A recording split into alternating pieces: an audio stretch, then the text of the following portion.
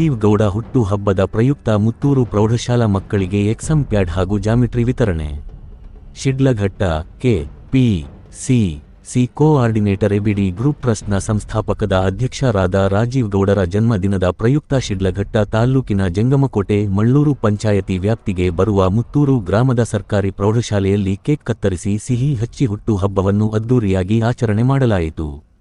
ಇನ್ನು ರಾಜೀವ್ ಗೌಡರ ಹುಟ್ಟು ಹಬ್ಬದ ಪ್ರಯುಕ್ತವಾಗಿ ವಿದ್ಯಾರ್ಥಿಗಳಿಗೆ ಎಕ್ಸಮ್ ಪ್ಯಾಡ್ ಹಾಗೂ ಜಾಮಿಟ್ರಿ ವಿತರಣೆ ಮಾಡುವ ಮೂಲಕ ಆಚರಣೆ ಮಾಡಿದರು.